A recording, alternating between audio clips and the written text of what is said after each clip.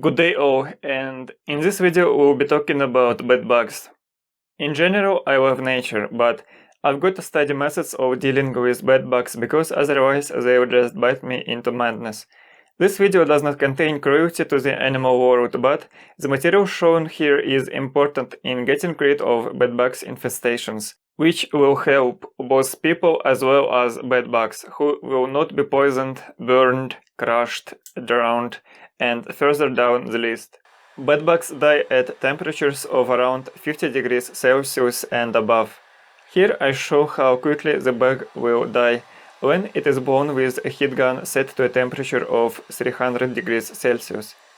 Bedbugs are very light, and for this reason it is worth setting the fan speed to the lowest level so that the bug is not blown away by the wind faster than it dies from the heat. The heat gun can help get rid of bedbugs if you know where they are, and if the hot air can reach them without blowing them away.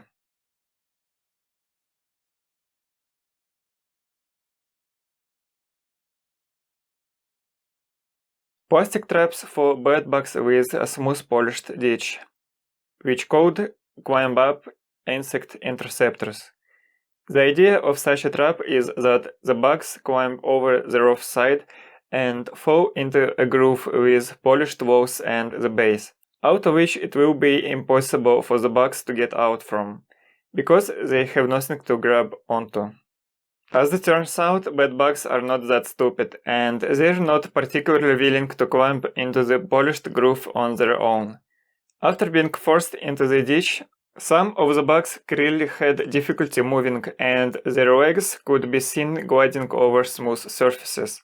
But, unfortunately, in some places the bugs still manage to cling to the wall of the ditch to eventually crawl out. Dust can also serve as a kind of ladder for bedbugs, which are very light.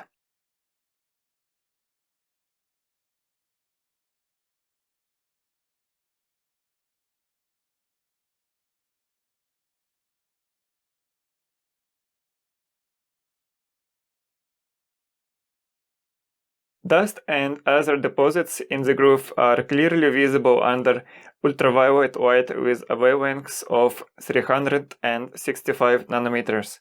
Such debris is removed with a microfiber cloth, so as not to scratch the smooth surface. I've caught a few bedbugs in this trap, but many still seem to get past the plastic barrier and bite. It turned out that the bugs cannot get out of a clean glass jar, the walls of which are perpendicular to the ground, the source of gravity. In the case shown here, there were drops of water on the walls of the jar, and perhaps it was on them that this little devil was able to climb. But this is an exception to the rule, and I have always found bedbugs caught for experiments at the very bottom of the glass jar.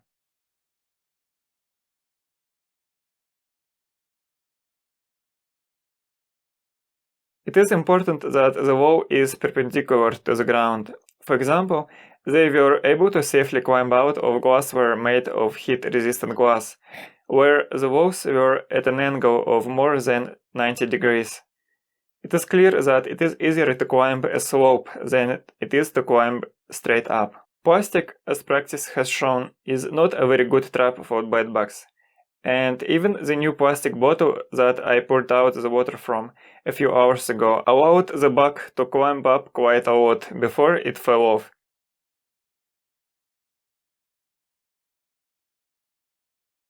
Here's a tip for bedbug trap makers. Make the walls of the ditch out of glass so that 99% of the bugs won't be able to climb out of it. Bedbugs do not sink in water, including soapy water with reduced surface tension. Therefore, it makes no sense to pour water into the ditch of the trap. Water, soapy and otherwise, is likely to leave a coating on the surface of the smooth groove, which will give the bugs more opportunities to crawl out of captivity.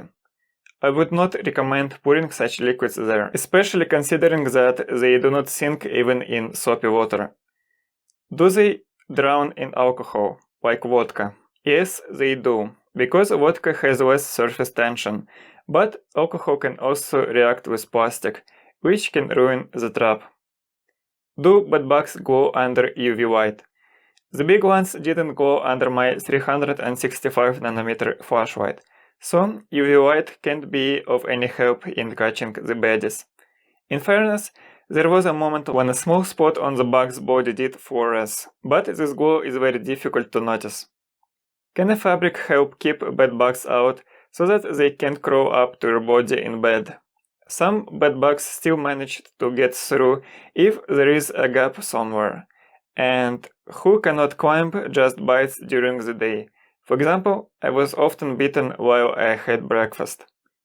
This is all for now, and I wish you bedbug-free life.